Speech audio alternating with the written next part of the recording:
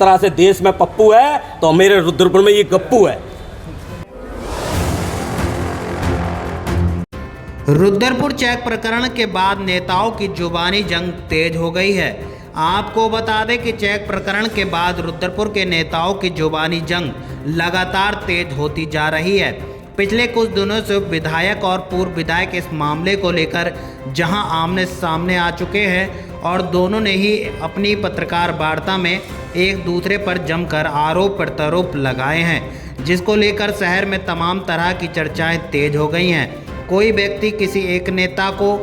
एक व्यक्ति किसी दूसरे नेता के पक्ष में खड़ा हुआ नजर आ रहा है। आज फिर भाजपाइयों ने इस मामले को लेकर एसएसपी से मुलाकात की, जहां ज्ञापन देने के बाद भाजपा नेता सुरेश कोहली भी अब खुलकर सामने आ गए हैं। उन्होंने मीडिया में बयान देते हुए कहा कि देश में एक पप्पू है और रुद्रपुर में एक गप्पू है जो कभी चुप ही नहीं होता।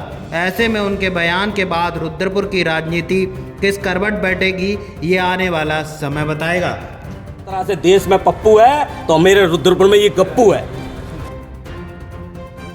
जिस तरह से देश में पप्पू है, पप्पू ने पूरे देश में हम लोगों को खाली बिना फालतू की बातें करता है, उसी तरह से ये रुद्रपुर में गप्पू पैदा हो गया है। ये सिर्फ अपने गपोलेपन पे लगा पड़ा है, सिर्फ बोलना जानता है, किसी की सुनता ही नहीं है। अरे चेक प्रकरण कितने लगभग 15 दिन पहले ऑडियो रिकॉर्डिंग ये लोग करवाते हैं और 15-20 दिन बाद इस प्रकरण का खुलासा प्रकरण को लेके आ जाते हैं। तो ये पूरी तरह षड्यंत्र है। सुरजीत शर्मा का जेल में जाना उस नेता का षड्यंत्र है, ये उजागर करता है। सुरजीत शर्मा का जेल में जाना उस नेता की साजिश है, इस बात को ये साबित करता है, ये साबित हो गया है। जिस प्रकार से आपने सच्चाई का उजागर किया, उसी प्रकार से हमारा आपसे जो मुख्य साजिश करता है, जिसका चेला है सुरजीत शर्मा, जिसके कहने पर उसने ये सब षड्यंत्र रचा है, उसके खिलाफ भी कार्रवाई होनी चाहिए। तो सिर्फ एक ही बात, एक ही रट्टा लगा रखा है कि कोई ना कोई एक सुगुफा लेके आ जाते हैं, लेकिन जनता अब सब समझ चुकी है, तुम्हारे बड़बोलेपन को समझ चुकी है, तुम्हारे इस तरह के झूठ फरेब को समझ चुकी है। अब झूठ की कला अब तुम्हारी ज़्यादा दिन चलने वाली नहीं है। मेरा तो कहना है जिस तरह से देश में पप्पू है तो मेरे रुद्रपुर में ये गप्पू है। जिस तरह से देश में पप्पू है, पप्पू ने पूरे देश में हम लोगों को खाली बिना फालतू की बातें करता है, उसी तरह से ये रुद्रपुर में गप्पू पैदा हो गया है। ये सिर्फ अपने गपोलेपन पे लगा पड़ा है, सिर्फ बोलना जानता है, किसी की सुनता ही नहीं है।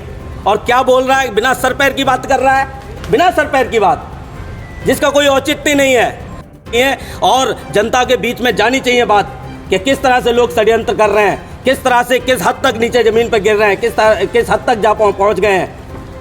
मेरा उन लोगों से कहना है, उन साजिशकर्ताओं से कहना है, ये हमारी सरकार ईमानदारी से चलने वाली सरकार है, ये धामी सरकार है। यहाँ भ्रष्टाचारियों को बर्दाश्त नहीं किया जाएगा। भ्रष्टाचारियों का एक ही ठिकाना है, वह है जेल, और आज वो जेल चले गए हैं। सुनिए अब इस पूरे मामले में जिले के कप्तान मंजुनाथ टीसी ने क्या कुछ कहा।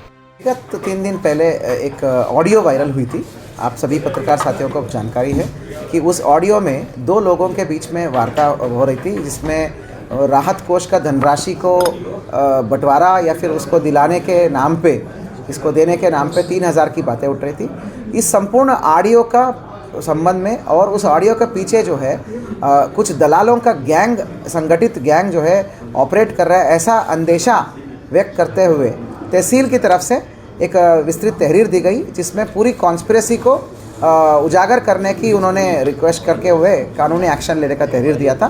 तहसील की कर्मचारी की अधिकारी की तहरीर पर जो हमने एफआईआर किया, उसके आधार पर हमको आगे बहुत ठोस सबूत मिले। उस ठोस सबूत के आधार पर हमने 2 लोगों को एविडेंस के आधार पर सीडीआर और वॉइस रिकॉर्डिंग्स और वादी की बयान, वादी भी नहीं मतलब पीड़ित का बयान, जो पीड़ित लाभार्थी है उसका बयान के आधार पर, तीनों के आधार पर यह सिद्ध हुआ कि 2 व्यक्ति थे जो विगत कई दिन से उस लाभार्थी को बेवकूफ़ बनाकर उसका पैसे का बंदरबाट करने की पूरी फिराक में थे और उस लाभार्थी को गुमराह करके उसको 3000 रुपये की पैसे ऐंठने का या फिर एक्सटॉर्शन करने की कमीशन के रूप में हो, ऐसा एक्सटॉर्शन करने की प्रयास किया जा रहा था। तो ये सब चीज़ें सिद्ध हो गई है।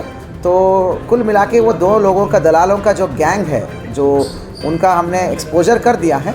तो 2 लोगों जो है इसमें अरेस्ट हो गई है और माननीय न्यायालय में उनको रिमांड भी मिल गया है। अभी इन्वेस्टिगेशन चालू है।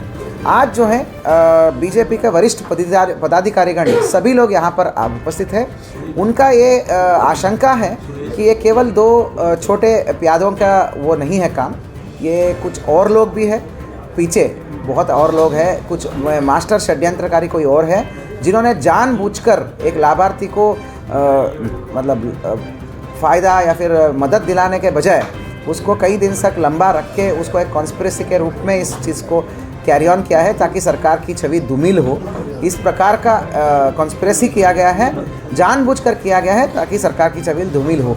ऐसा बीजेपी का वरिष्ठ पदाधिकारीगण ने एक संदेह व्यक्त किया है और ये चाहते हैं कि जांच का दायरा बड़ा हो और जो भी अगर कोई कॉन्स्पिरेसी और है तो उजागर हो।